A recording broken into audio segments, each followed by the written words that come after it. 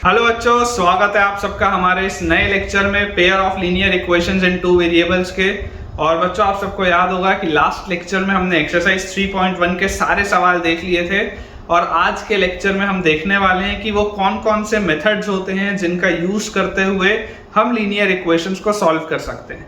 मैंने आपको previous lectures में ये बात बताई है कि लीनियर इक्वेशंस को सॉल्व करने के पर्टिकुलरली 3 मेथड्स होते हैं जो अलजेब्रिकली मेथड्स होते हैं। और वो अलजेब्रिकल मेथड्स होते कौन कौन से हैं? एक होता है सब्स्टिट्यूशन, एक होता है एलिमिनेशन, एक होता है क्रॉस मल्टीप्लिकेशन। ये 3 मेथड्स का इस्तेमाल करते हुए हम कोई भी लीनियर इक्वेशन 2 वेरिएबल में जो हो उसको बहुत आसानी से सॉल्व कर सकते हैं। तो चलिए अपना स्टार्ट करते हैं आज का लेक्चर। तो बच्चों, मैं हेडिंग आपके लिए डाल देता हूँ, मेरे साथ साथ आप लिखते चलिएगा। Algebraic methods of solving a pair of algebraic methods of solving a pair of linear equation। ठीक है, LE मतलब लीनियर इक्वेशन। अब इसमें जो आज हमें बच्चों पढ़ना है that is first method which is substitution method. अब देखिए बच्चों, इस मेथड का इस्तेमाल मैंने कुछ पिछले लेक्चर के सवालों में भी किया है। मैं इन जनरल आपको समझा देता हूं कि होता क्या है। सब्स्टिट्यूशन का मतलब क्या है? Substitution comes from a word which is substitute. Substitute मतलब क्या होता है? सब्स्टिट्यूट मतलब होता है किसी की जगह किसी चीज को रखना। सब्स्टिट्यूट करना मतलब किसी एक चीज की जगह किसी दूसरी चीज को रखना। तो ऐसे वाले मेथड को हम कहते हैं सब्स्टिट्यूशन मेथड। ठीक है, इस पे हम थोड़ी और रोशनी डालते हैं, इस पे हम थोड़ा और अच्छे से बेटा एक डीप नॉलेज लेते हैं एक सवाल के थ्रू। ठीक है, ना आपके पास सॉल्व एग्जांपल 4 दिया हुआ है बुक में। सॉल्व एग्जांपल 4 में आपको सब्स्टिट्यूशन मेथड से करके दिखाता हूं, समझाता हूं आपको कि सब्स्टिट्यूशन मेथड एक्चुअली उसको सब्स्टिट्यूट किस तरीके से हम करते हैं। तो हमारे पास दिया हुआ है सॉल्व और आपके पास एक पेयर ऑफ लीनियर इक्वेशन है विच इज 7x - 15y = 2 और उसके बाद दिया हुआ है x + 2y = 3। ठीक है बच्चों, अपने पास ये दो इक्वेशंस दिए हुए हैं 7x - 15y = 2 and x + 2y = 3। अब क्लियरली आपको दिखाई दे रहा है कि ये दो अलग अलग लीनियर इक्वेशंस हैं। और अगर आप बेसिक नॉलेज भी अपना लगाएं तो a1/a2 और b1/b2 बिल्कुल भी बराबर नहीं है। इसका मतलब क्या है? इसका मतलब ये हो जाता है कि ये यूनिक इंटरसेक्शन होगा, इसका एक यूनिक सॉल्यूशन होगा, दो इंटरसेक्टिंग लाइंस हैं। अब अगर हम बच्चों इसको सॉल्व करें, तो तरीका क्या है? सब्स्टिट्यूशन का मतलब क्या है? मैं आपको बोलता हूं, आप ये जो नीचे वाला इक्वेशन आपको दिया हुआ है x + 2y = 3। ठीक है, x + 2y = 3। अगर मैं आपको बोलूं कि आप x को लिख लो 3 - 2y, मैंने x को लिख लिया क्या? x को मैंने लिख लिया 3 - 2y और x की इस वैल्यू को मैं उठा के सब्स्टिट्यूट कर दूं दूसरे इक्वेशन में। किसी चीज को कहीं और रखना, सब्स्टिट्यूट करना, दैट इज सब्स्टिट्यूशन मेथड। तो मैं आपको क्या बोला? आप दोनों में से कोई भी एक इक्वेशन पकड़िए। आप किसी भी एक इक्वेशन को पकड़ के एक वेरिएबल को दूसरे वेरिएबल के टर्म्स में रख लीजिए। जैसे मैंने इस इक्वेशन में से x को y के टर्म्स में रखा और इसके बाद आप इसको उठा के डाल दीजिए अपने दूसरे इक्वेशन में। तो जैसे ही आप इसको दूसरे इक्वेशन में पुट करेंगे तो दूसरे इक्वेशन में देखिए पुट करते ही आपके पास क्या आ जाएगा? यहाँ से 7 × x की जगह मैं क्या लिख सकता हूँ? 3 - 2y, फिर -15y = 2। यही था ना इक्वेशन, 7 × x की जगह मैंने लिख लिया 3 - 2y -15y = 2। अब इससे फायदा क्या हुआ? ये जो दोनों इक्वेशन थे इसमें आपके पास दो वेरिएबल थे, इस इक्वेशन में आपके पास सिर्फ एक वेरिएबल है क्योंकि आपने एक वेरिएबल हटा दिया, सब्स्टिट्यूट करके आपने एक वेरिएबल रिमूव कर दिया। तो यहां से आपके पास आ जाएगा 21 - 14y -15y = 2, या हम लिख सकते हैं 21 - 29y = 2। तो यहां से बच्चों हमारे पास आ जाएगा 29y = 19 और y की वैल्यू आ जाएगी 19/29। ठीक है क्या? y की वैल्यू हमारे पास आ जाएगी 19/29 और जैसे ही y की हमारे पास वैल्यू आ गई तो अब x की वैल्यू निकालने के लिए मैं y को यहाँ पर रख देता हूँ। तो x क्या है? x है 3 - 2 × y और y की जगह मैं क्या लिख सकता हूँ? 19/29। तो यहाँ पे आ गया 3 माइनस 2 इंटू 19 इज 38/29। अब 29 इंटू 3, तो देखिए 30 इंटू 3 होता है 90, तो 29 इंटू 3 होता होगा 87, तो 87 माइनस 38/29 एलसीएम अपन ने लिया। 87 में से अगर मैं 37 सब्ट्रैक्ट किया होता, 87 में से अगर मैंने 37 सब्ट्रैक्ट किया होता तो मेरे पास 50 बचता। मैंने क्योंकि 38 सब्ट्रैक्ट किया तो यहाँ बचेगा 49/29। तो x की वैल्यू मेरे पास आ जाती है 49/29, y की वैल्यू मेरे पास आ जाती है 19/29।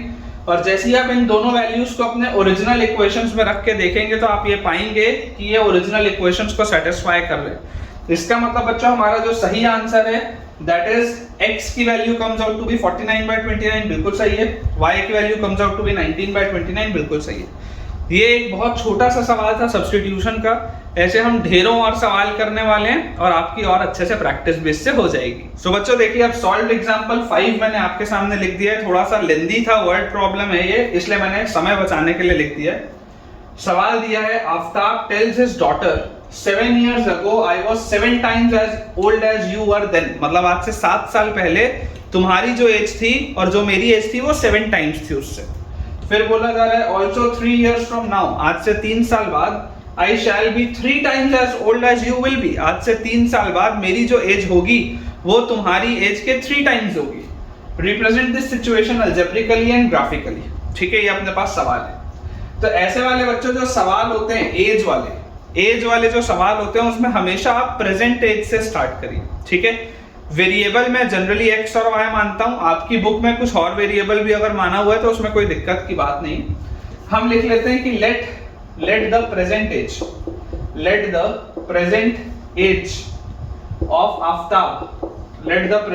Of Aftab be x। अपन मान लेते हैं कि आफ्ताब की प्रेजेंट एज x ईयर्स है।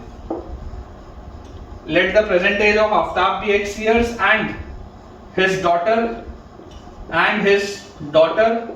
be y years।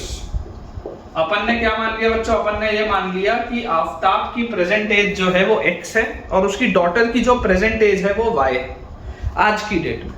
अब सवाल क्या बोलता है? सवाल बोलता है 7 years ago, आज से 7 साल पहले। तो आज से 7 साल पहले 7 years ago, जरा सोच के देखो, आज से 7 साल पहले आफ्ताब की एज क्या रही होगी? x - 7 7 साल पहले। उसकी डॉटर की एज क्या रही होगी? y - 7 आज से 7 साल पहले। तो बोला जा रहा है 7 years ago I was 7 times as old as you were then। तुम्हारी जो भी एज थी उसके 7 टाइम्स मेरी एज थी। मतलब कि आफ्ताब की एज जो थी वो 7 टाइम्स उसकी डॉटर की एज की। ये उसकी डॉटर की एज है, इसको अगर मैं 7 से मल्टीप्लाई कर दूंगा तब जाके आफ्ताब की एज आएगी, ये बोल रहे हैं। फिर बोल रहे हैं 3 years from now, तो 3 years later 3 साल बाद, प्रेजेंट एज से 3 साल बाद। तो 3 साल बाद आफ्ताब की एज क्या होगी? x + 3। 3 साल बाद उसकी डॉटर की एज क्या होगी? y + 3। 3 उसमें ऐड हो जाएगा। 3 years from now I shall be 3 times as old as you will be। मेरी एज तुम्हारी एज के 3 टाइम्स हो जाएगी। तो इसकी एज जो है आफ्ताब की, ये इसके 3 टाइम्स हो जाएगी। ये इक्वेशन हमको बोल रहा है। फिर बोल रहा है represent this situation algebraically and graphically. तो देखिए हमने अल्जेब्रिकली रिप्रेजेंट तो कर दिया सिचुएशन। अब अपन एक बार इसको सॉल्व करते हैं। ठीक है, जैसे अगर मैं इसको सिंप्लीफाई करूं तो ये मेरे पास लिखा हुआ है x - 7 = 7 × y is 7y - 49। 7 × 7 49। तो यहां से अपने पास आ गया x = 7y और ये -7 उधर जाएगा तो +7, तो -49 और +7 is -42। ये अपने पास आ गया एक बॉक्स। ठीक है, एक इक्वेशन ये आ गया। वैसे ही अगर मैं दूसरे वाले को सॉल्व करूं तो मेरे पास लिखा हुआ है x + 3 = 3y + 9। 3y + 9। तो यहां से x की वैल्यू मेरे पास आ जाती है 3y और 9 - 3 is 6। तो x की वैल्यू यहां से आ जाती है 3y + 6। हमारे पास यहाँ पर x की वैल्यू है 7y - 42। यहाँ से हमारे पास x की वैल्यू आ गई 3y + 6। जरा आप सोच के देखिए, अगर मुझे इन दोनों को सॉल्व करना है तो क्लियरली बच्चों आप देख सकते हैं सब्स्टिट्यूशन मेथड मैंने आपको बढ़ाया है। सब्स्टिट्यूशन मेथड क्या बोलता है? आप एक जगह से वैल्यू उठाइए और उसको दूसरी जगह पर रख दीजिए। जैसे अगर मैं आपको बोल दूं कि यहाँ पर x की वैल्यू है 3y + 6, अगर उसको मैं उठा के यहाँ रख देता हूँ तो मेरे पास आ जाएगा 3y + 6 इज इक्वल टू, यहाँ पर क्या लिखा हुआ है 7y - 42। जैसे मैं इसको सॉल्व करूंगा ये -42 इधर आएगा तो +42, तो 42 और 6 48 और 7y - 3y इज 4y। तो हमारे पास क्या आ गया, y की वैल्यू 48/4 इज 12। क्लियरली आप देख सकते हैं, देखिए y की वैल्यू हमारे पास आ गई 12, मतलब कि उसकी डॉटर की जो एज है, उसकी डॉटर की एज है 12 साल, उसकी डॉटर की एज है 12 साल। और अगर बच्चों y की वैल्यू 12 आ गई है, आप उसको उठा के जैसे यहाँ पर रखेंगे y को 12 को, तो x की वैल्यू कितनी आ जाएगी 12 × 3, 12 × 3 इज 36, 36 और 6 इज 42। मतलब कि आफ्ताब की एज, खुद की एज कितनी है, आफ्ताब की एज है 42 इयर्स। मतलब अगर आप इसको ऐसे समझें कि प्रेजेंटली आज की डेट में आफ्ताब की एज है 42 इयर्स और आज ही की डेट में उसकी डॉटर की एज है 12 इयर्स। ठीक है, अब आज से 7 साल पहले, अब मैं आपको वापस रिवर्स कैलकुलेशन करके दिखा रहा हूं कि आंसर सही क्यों है। आज से 7 साल पहले आफ्ताब की एज क्या रही होगी 35, 42 में से 7 गया तो 35, और उसकी डॉटर की एज क्या रही होगी 12 में से 7 गया तो 5 इयर्स। तो देखिए उसकी डॉटर की एज 5 है, आफ्ताब की एज 35 है, 7 टाइम्स है, यहाँ 5 है यहाँ 35 है। सिमिलरली अगर मैं आज से 3 साल बाद बोलूं तो 3 साल बाद आफ्ताब की एज क्या हो जाएगी 42 से बढ़ के 45, और उसकी डॉटर की एज जो 12 है वो बढ़ के हो जाएगी 15। तो उसकी डॉटर की एज है 15 और आफ्ताब की एज कितनी हो गई, आफ्ताब की एज हो गई 45। तो 15 और 45 3 टाइम्स का डिफरेंस है। ठीक है, तो यही आपको यहाँ पे सिचुएशन बोली जा रही थी। अलजेब्रिकली मैंने देखिए इसको सॉल्व कर दिया, आपके लिए होमवर्क के रूप में मैं इसको बच्चों छोड़ रहा हूं कि आप इसका ग्राफिकल अप्रोच भी चेक करें। ग्राफिकल अप्रोच हम कैसे सॉल्व करेंगे, देखिए हमारे पास ये एक लीनियर इक्वेशन है, ये हमारे पास दूसरा लीनियर इक्वेशन है। आप इन दोनों के ग्राफ को प्लॉट करिए। जब आप इन दोनों के ग्राफ को प्लॉट करेंगे तो आपके पास 2 यूनिक लाइंस आएंगी, और वो जो दोनों यूनिक लाइंस होंगी उनका जो इंटरसेक्शन पॉइंट होगा ना, उनका इंटरसेक्शन पॉइंट आएगा 42,12। करके देखिएगा और मुझे बताइएगा कमेंट्स में कि आपका आंसर आ रहा है या नहीं। तो बच्चों अब हमारे सामने सॉल्व्ड एग्जांपल 6 लिखा हुआ है। सॉल्व्ड एग्जांपल 6 में आप देख पा रहे हैं क्या स्टेटमेंट दिया है कि एक दुकान में in a shop the cost of 2 pencils and 3 erasers is ₹9। किसी एक दुकान में 2 पेंसिल और 3 इरेजर का जो कॉस्ट है वो है 9 रुपए।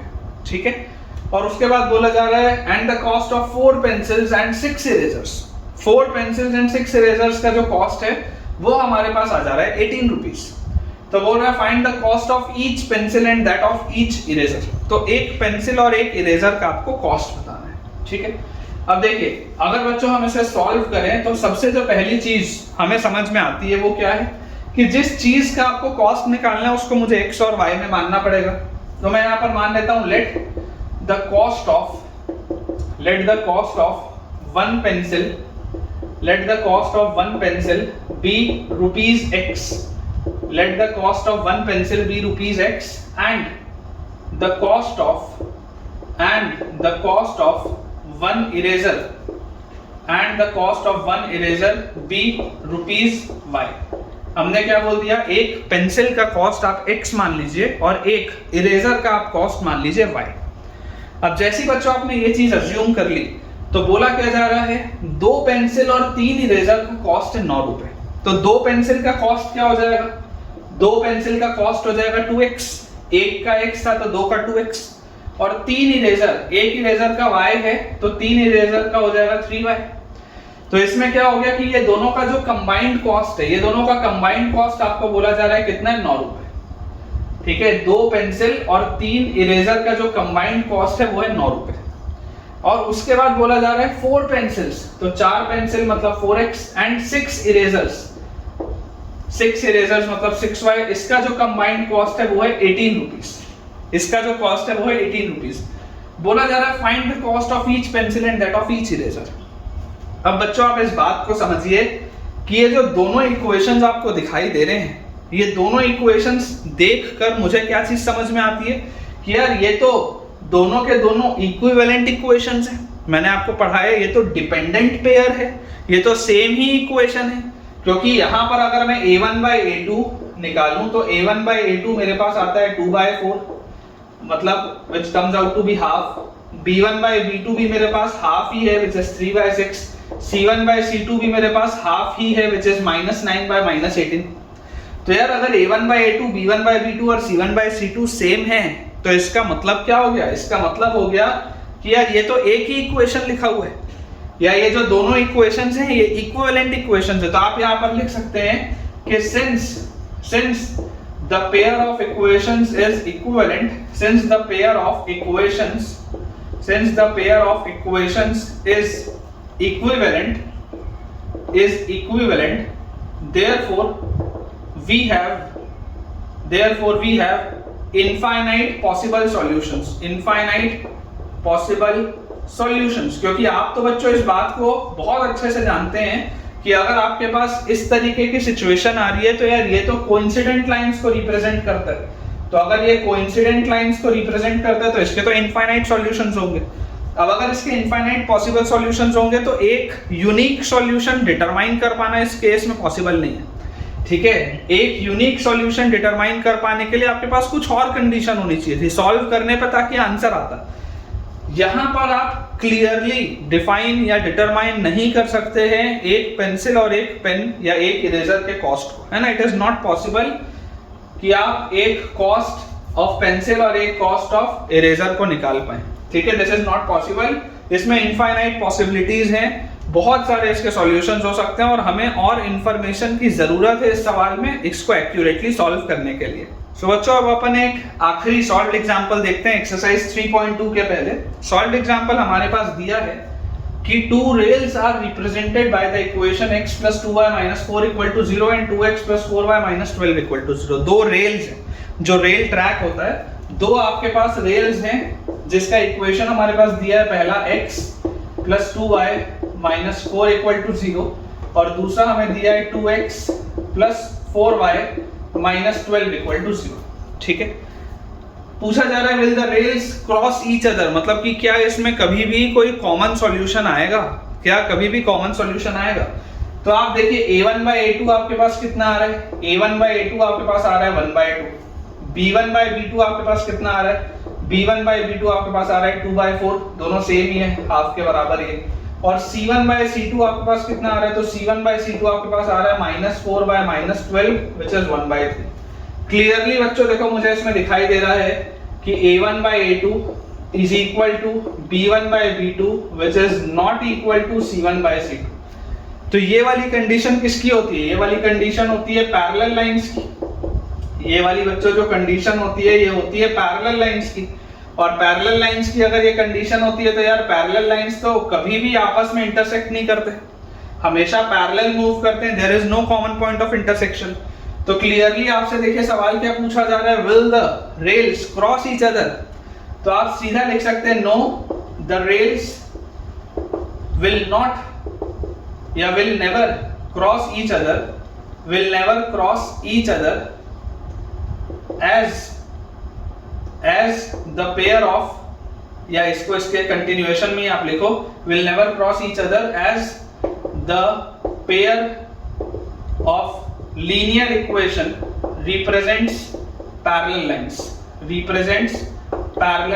lines। क्योंकि ये पैरेलल लाइंस रिप्रेजेंट करता है इसलिए इसमें कभी भी कोई भी सॉल्यूशन नहीं आ सकता। तो ठीक है बच्चों, विद दिस हम अपने आज के लेक्चर के एंड पे पहुंच चुके हैं और मुझे पूरी उम्मीद है कि आपको आज का लेक्चर बहुत बढ़िया तरीके से समझ में आया होगा। मिलेंगे आपसे दोबारा अगले लेक्चर में, एक्सरसाइज 3.2 को सॉल्व करेंगे। और अगर आपको आज कंसेप्ट समझ में आए हैं और चीज़ें क्लियर हुई हैं तो जल्दी से इस वीडियो को लाइक करें, चैनल को आप सब्सक्राइब कर लें और अपने सारे फ्रेंड सर्कल में जितने भी स्टूडेंट्स क्लास 10th में पढ़ते हैं उनसे आप इस चैनल को और इस वीडियो को रेफर करें ताकि उन सबकी पढ़ाई बहुत बढ़िया तरीके से हो पाए। Thank you.